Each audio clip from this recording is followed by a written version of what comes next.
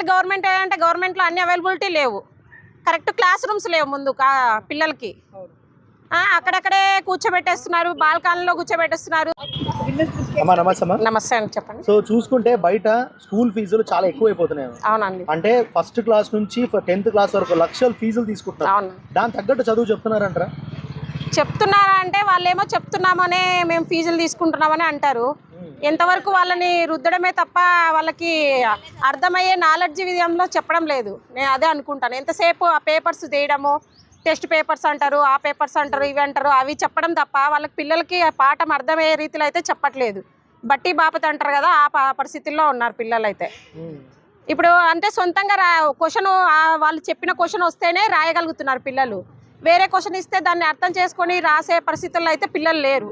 So ఈ private స్కూల్లో ఏమైపోతుందంటే ఎంతసేపు బట్టి అనేది వచ్చేస్తుంది అది పిల్లల్లో. ఇప్పుడు మీరు చెప్తున్నారు బట్టి అని మీకు తెలుసు, అన్నిటికీ ఫీజులు ఎక్కువ తీసుకుంటున్నారు అని మీకు తెలుసు, మరి ప్రైవేట్లో ఎందుకు వేస్తున్నారు? అసలు వేస్తున్నారంటే ఇప్పుడు గవర్నమెంట్లో టీచర్స్ను సరిగా పెట్టట్లేదు, అక్కడ అవైలబిలిటీ ఏది లేదు. ఇప్పుడు చూస్తా మనము పిల్లల్ని తీసుకెళ్ళి అక్కడ వదలలేం కదా.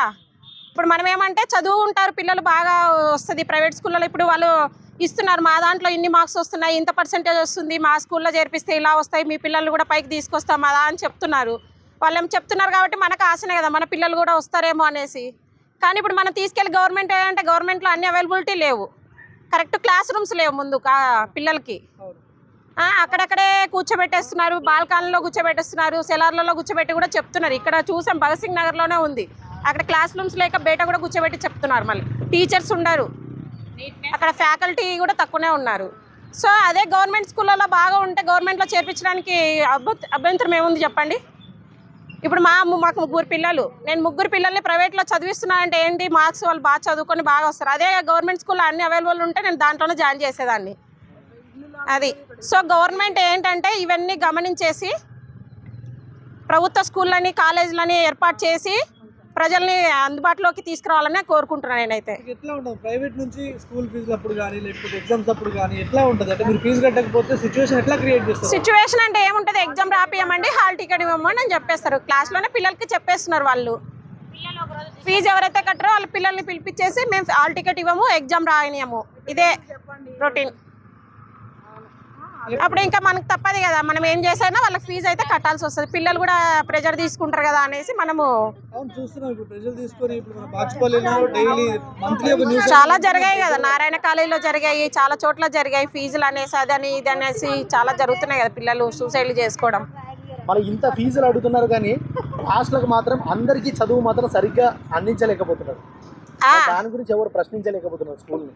ప్రశ్నిస్తున్నాం, పేరెంట్స్ మీటింగ్ పెట్టినప్పుడు ఇలా చదువుతున్నామంటే వాళ్ళు అంటారు అందరూ ఒకేలాగా ఉండరు కదమ్మా, అందరినీ మేము ఫోర్స్ చేయొద్దు, ఒకరి మైండ్ ఒకలాగా ఉంటుంది. మేము అదే అడుగుతాం పేరెంట్స్ మీటింగ్ పెట్టినప్పుడు.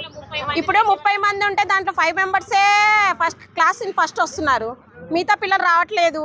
ఎందుకు మార్క్స్ తగ్గినాయి, ఒక 5 మార్క్స్ తగ్గితే ఎందుకు తగ్గినాయి అంటే వాళ్ళు మైండ్ కొంచెం స్లోగా ఉందండి, కొంచెం డెవలప్ అవుతారు, అదే చెప్పుకుంటూ వస్తున్నారు.